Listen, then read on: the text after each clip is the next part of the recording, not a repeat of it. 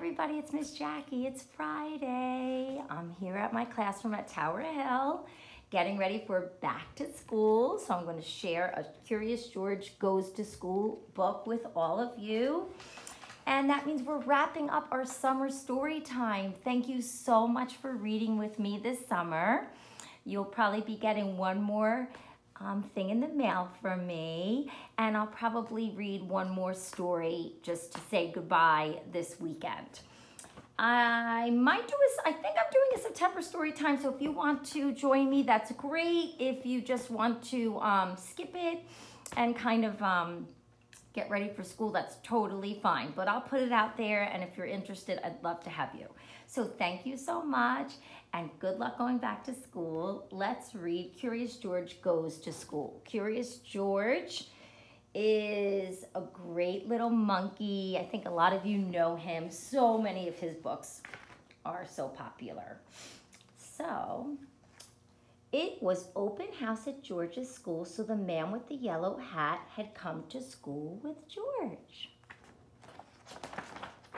"I want to speak to your teacher," the man said. "Wait for me, George, and don't get into trouble." George was standing in front of the art room. He opened the door and peeked in. Mr. Williams, the art teacher, was cleaning up. "Hello, George," he said.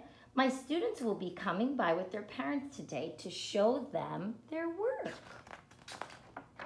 The walls of the art room were covered with the students' paintings. There were paintings of dancers and farmers and racing car drivers and ice skaters. On one wall was a chart with the names of all the children. Each name had a star beside it except for Alice's name. "Poor Alice," said Mr. Williams. "She said she left her painting on my desk, but I can't find it." "Here, George, why don't you paint a picture while you wait for your friend?" George began to paint.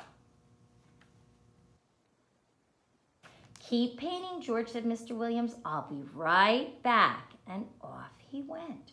George kept painting, but it was starting to get very warm in the room. On a nearby table sat a big fan. That would cool him off. George turned it on. But as soon as he did, the fan blew the paintings off the walls and all over the room. "George," cried Mr. Williams, running into the room, "look what you've done." Mr. Williams turned off the fan. "You better help me clean up, George," he said. George picked the papers up off the floor. Some were under Mr. Williams' desk. One was stuck behind the desk and the wall. When George pulled it out, it was covered with dust, as if it had been there for a long time.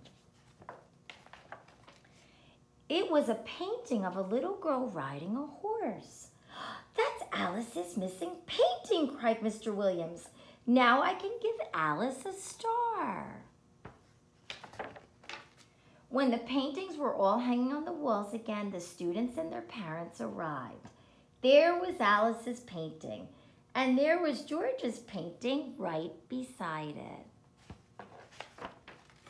Now Alice's name on the chart had a gold star next to it. "Thank you for finding my painting, George," said Alice. I like your painting too. You should have a gold star." "I agree," said Mr. Williams, and he gave George a big gold star.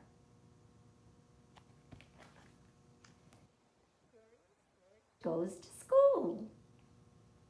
Hope you like that. I'll see you this weekend, and that's it. Happy Friday. Bye.